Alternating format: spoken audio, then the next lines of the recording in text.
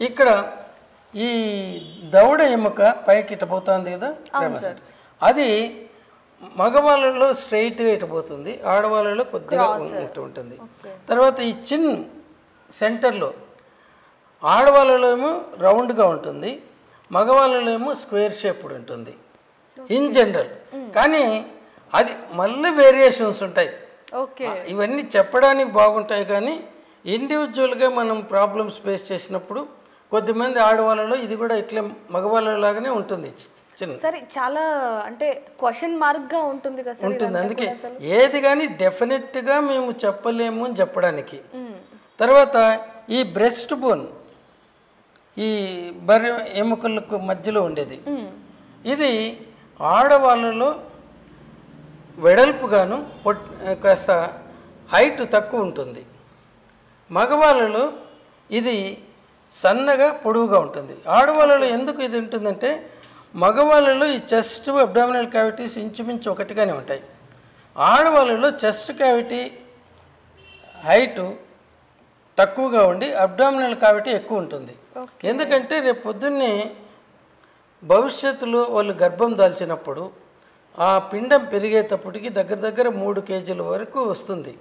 So అదంతా పైకి లేయాలంటే ఇక్కడ స్పేస్ ఉండాలి పొట్టలో. మగవాళ్ళకు అవసరం లేదు, అందువల్ల మగవాళ్ళకు నడుము సపరేట్గా ఉండదు జనరల్, అది ఒకే ట్యూబ్ లాగా ఉంటుంది. ఆడవాళ్ళలో నడుము ఎక్కడుండేది వేస్ట్, అది తెలిసిపోతుంది, ఎందుకంటే పొడవుగా ఇది పెద్దగా ఉండటం వల్ల. అది తర్వాత నెక్స్ట్ మనకి ఎక్కడ ఇది ఆడ మగ అని తెలుసుకునేది, ఇది సబ్ ప్యూబిక్ యాంగిల్ అంటారు. ఇక్కడ ఇక్కడ ఉండేది ఇది.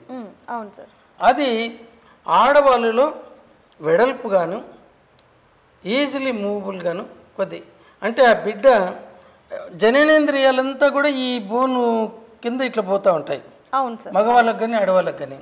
మగవాడికి అంత అది ఉండడం అవసరం లేదు, ఎందుకంటే వాడు గర్భం దాల్చేది లేదు, బిడ్డలు పుట్టేది లేదు.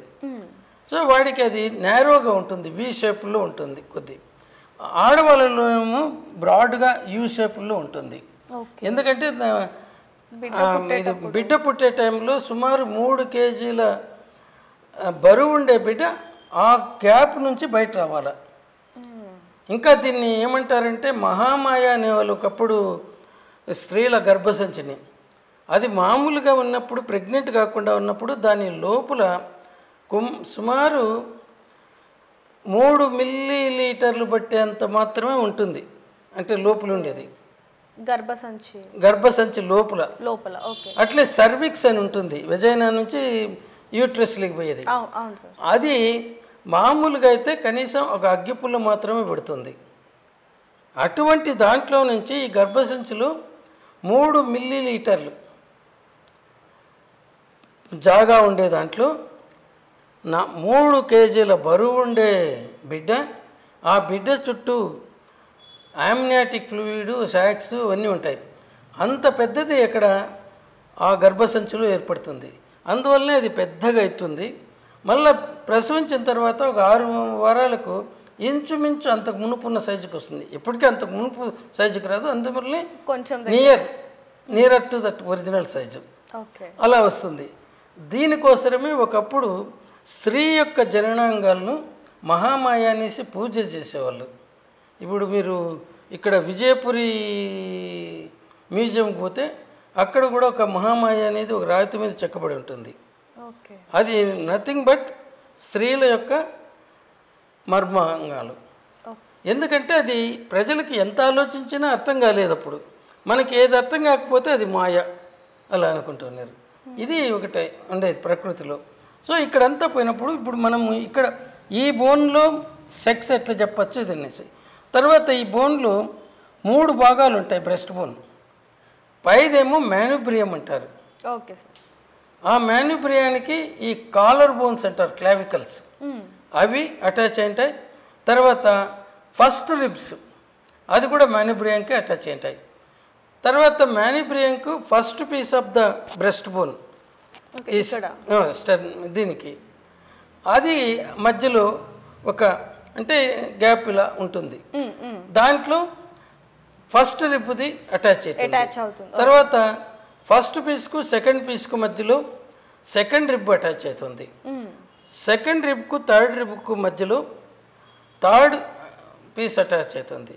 థర్డ్కు ఫోర్త్కు మధ్యలో ఫిఫ్త్ పీస్, ఫోర్త్కు తర్వాత ఫిఫ్త్కు మధ్యలో ఫిఫ్త్ పీస్, 5 అట్లా వరుసగా 7 మాత్రమే ఈ దీనికి అటాచ్ అవుతాయి ఈ రిబ్స్. వీటికన్నిటికీ కూడా అటాచ్ కావడానికి 7టికి మాత్రమే ప్రయోజనం ఉంటుంది. ఇంకా 8, 9, 10 రిబ్స్ ఇలా ఒకదానికి ఒకటి కలిసి దీనికి అటాచ్ అవుతాయి. ఇది 7వ రిబ్బు దీన్ని జెఫీ స్టెర్నమ్ అంటారు సార్. అంటే దీన్ని బట్టి కూడా అది మేల్ ఫీమేల్ అనేది అవి ఏముండదు. జెఫీ స్టెర్నమ్ మెనోబ్రియం బట్టి, ఈ బ్రెస్ట్ బోన్ బట్టి మాత్రమే పొడవుగా సన్నగా ఉంటే మగవాడు, వెడల్పుగా పొట్టిగా ఉంటే ఆడవాళ్ళు. ఎందుకంటే ఇది చెస్ట్ వచ్చేసి ఇట్లా కంప్రెస్ అయినట్టుగా ఉంటుంది ఆడవాళ్ళలో, మగవాడికి మామూలుగా ఉంటుంది. చెస్ట్ సైజు అబ్డామినల్ సైజు మగవాళ్ళు ఇంచుమించు ఒకటిగానే ఉంటుంది. ఆడవాళ్ళలో అబ్డామినల్ సైజు పెద్దగా ఉంటుంది, ఎందుకంటే ఫ్యూచర్లో పిండాన్ని అకామిడేట్ చేయాలి కాబట్టి.